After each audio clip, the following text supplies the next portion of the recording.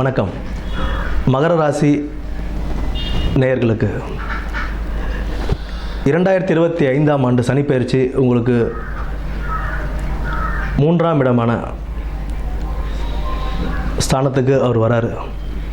3ஆம் இடத்துலேருந்து 5ஆம் இடம், 9ஆம் இடம் மற்றும் 12ஆம் இடம், இந்த 3 ராசிகளையும் 3 இடங்களையும் அவர் பார்வையிடுறாரு. ரிஷபம், கன்னி மற்றும் தனுசு ராசிகளுக்கு பார்வையிடுறார். 3ஆம் இடத்திலிருந்து அவர் 5ஆம் இடமான ரிஷபத்தையும் 9ஆம் இடமான கன்னியையும் 12ஆம் இடமான தனுசையும் பார்க்கிறாரு. ஒரு நல்ல ஒரு காலமாகவே உங்களுக்கு அமையும்.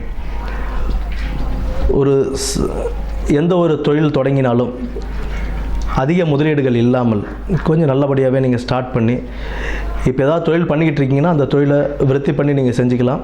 புதியதாக தொழில் தொடங்கும்போது கொஞ்சம் வெயிட் பண்ணி அது சரியாக இருக்கா இல்லையா, அதுக்குண்டான பேப்பர்லாம் கரெக்டாக இருக்கான்னு பார்த்து சைன் பண்ணி அதுக்கப்புறம் இறங்குறதுன்றது ஒரு சிறப்பு தரும். 12ஆம் இடத்தை சனி பகவான் பார்க்குற ஒரு காரணத்தினால வெளியூர் வெளிநாடு பயணங்கள் செல்வதற்கு முயற்சி பண்ணவங்களுக்கெல்லாம் இப்போ அது ஒரு அனுகூலமாகவே உங்களுக்கு அமையும். 9ஆம் இடம் பாக்கியஸ்தானத்தையும் சனி பகவான் பார்வையிடுறாரு.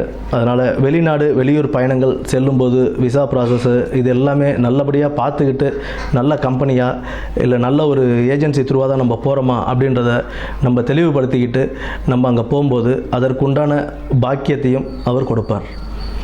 நல்ல ஒரு கம்பெனியில் போய் ஜாயின் பண்ணி நல்ல வேலையில் சேரலாம்.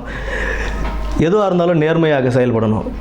காசு கட்டி நம்ம வெளியூர் போகணும் வெளிநாடு போகணும் அப்படின்னு பிளான் பண்ணோம் அப்படின்னா சனி பகவானை பொறுத்த வரைக்கும் நேர்மைக்கு புறம்பாக நம்ம எப்போ போனாலுமே நமக்கு அதில் ஒரு வெற்றியை கொடுக்க மாட்டார். அதில் உள்ள கஷ்டங்களை தான் கொடுப்பார். அதனால் நேர்மையான முறையில் தொழிலை தொடங்கி எங்கே தொழிலுக்கு போனாலுமே நேர்மையான முறையில் நடக்கும்போது அதற்குண்டான பலன்கள் நமக்கு கைமேலே கிடைக்கும்.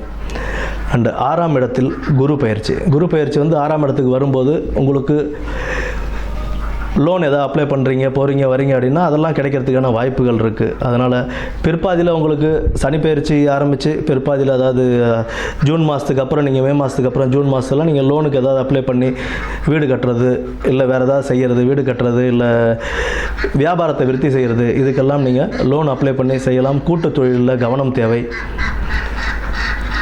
மற்றபடி ஒரு யோகமான சனி பயிற்சியாகவே உங்களுக்கு அமையும்.